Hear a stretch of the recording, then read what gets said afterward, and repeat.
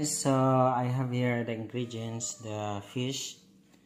Our fish is already clean. I remove already the gills and I wash it thoroughly. Malinis na po ito. Because today we're going to cook another new recipe. I have here also shrimps. So shrimps is 1/4 kilo and this is more than 1/4. We're going to combine in my recipe the fish and the shrimp. So this is one of my unique recipe for today. We have to fry this fish first. We're going to put magic syrup seasoning first in our fish.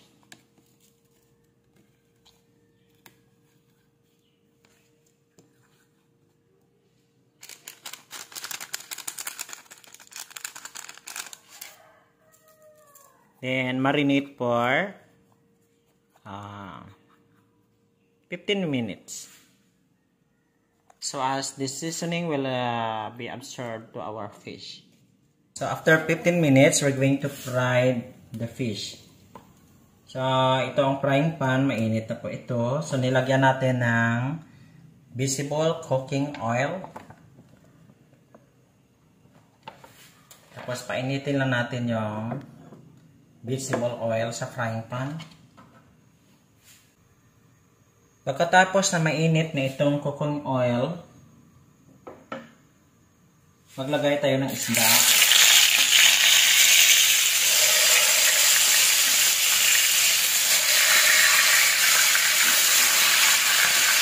Tapos takpan na natin. Napisik kasi yung mantika.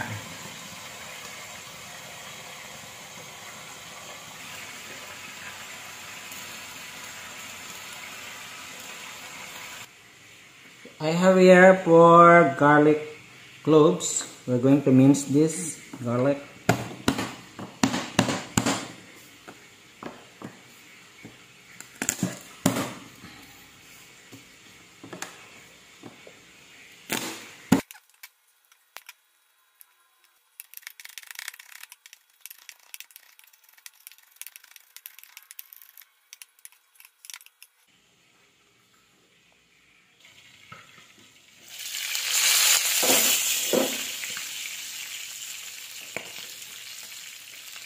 Flip the fish, or turn it to other side quickly.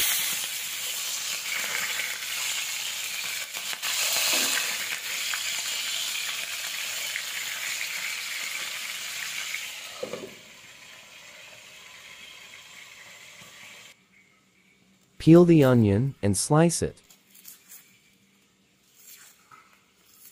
We peel the onion.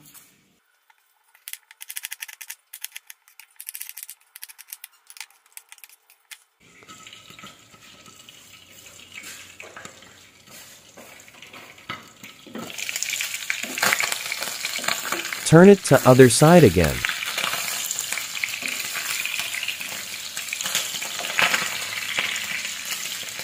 So, okay po ito lang na.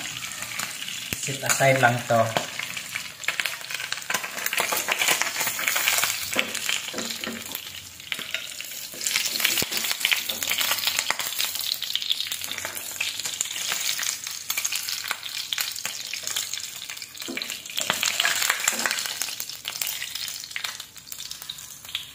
So, ito na po yung isda, set aside.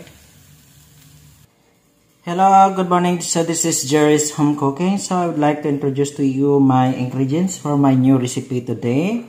So, first, we have here minced garlic. And we have here chopped onion, fried fish. Then, we have here fresh shrimps, butter 100 grams, magic syrup seasoning, banana ketchup. This is a banana ketchup, spicy, and I have here Sprite. I will get only a small amount of Sprite here to start cooking.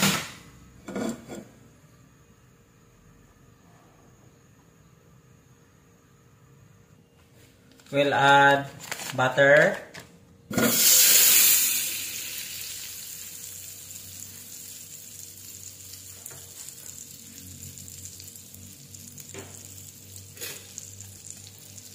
Then huwag na natin hintayin matunaw. Ilagay ang garlic.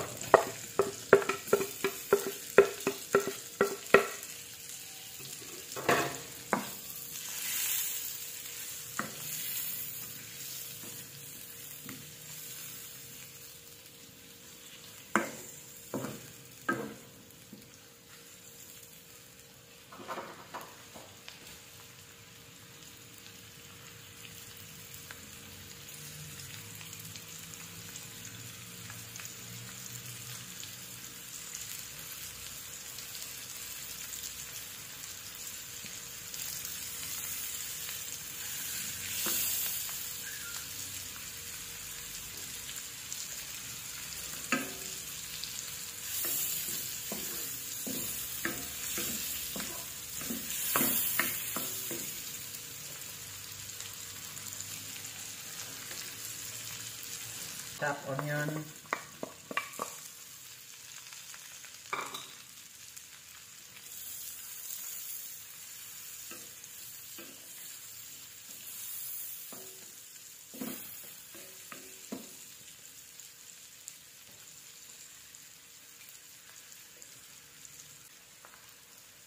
Add shrimps.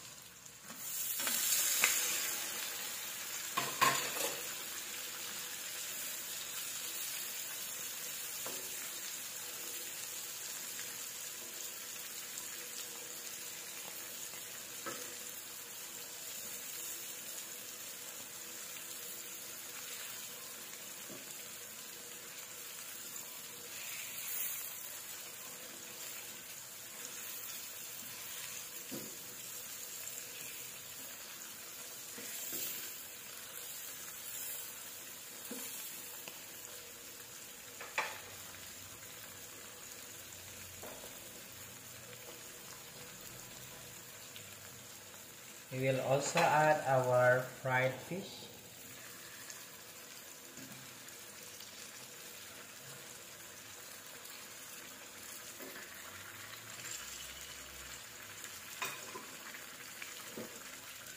Cover.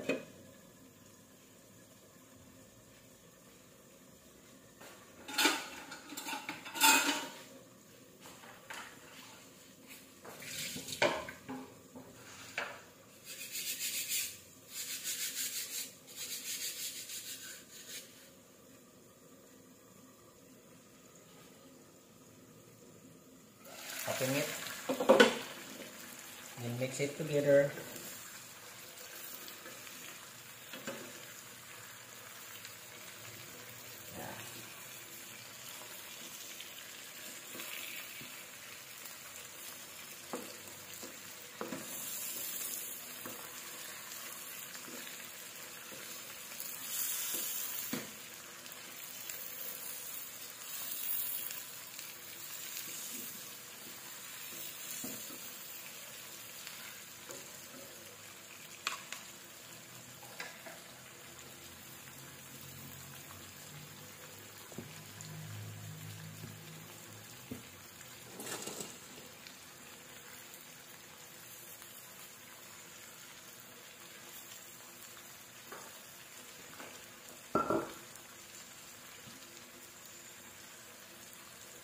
Then we're going to add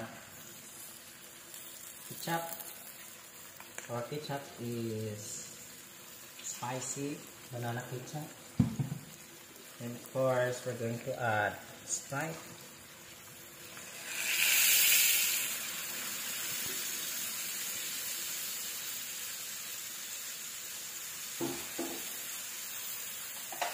And mix.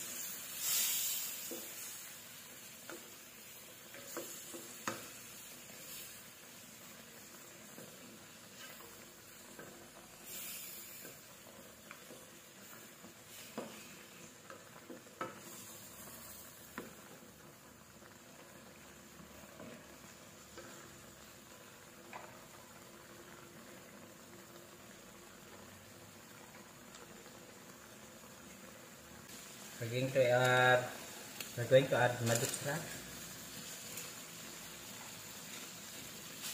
Then peppercorn, black peppercorn.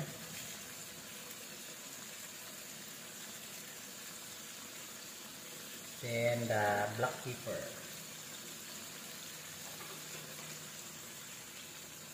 Then mix.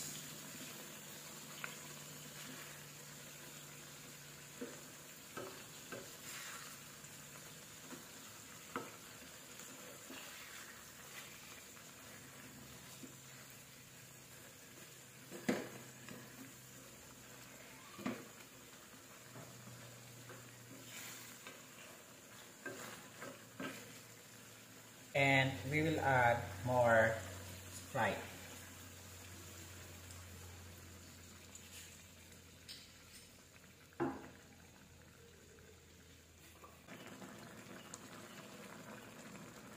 Okay, so done cooking. Luto na po yung ating recipe. The spicy buttered shrimp fish. Ilalagay na natin ang ating recipe. Ayan. Unahin natin yung isda.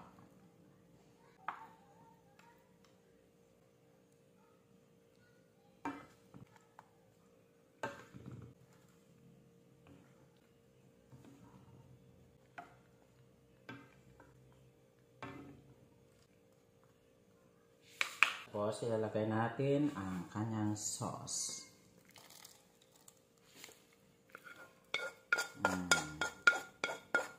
This is very yummy, tasty, and delicious. It's a very nice recipe at masarap.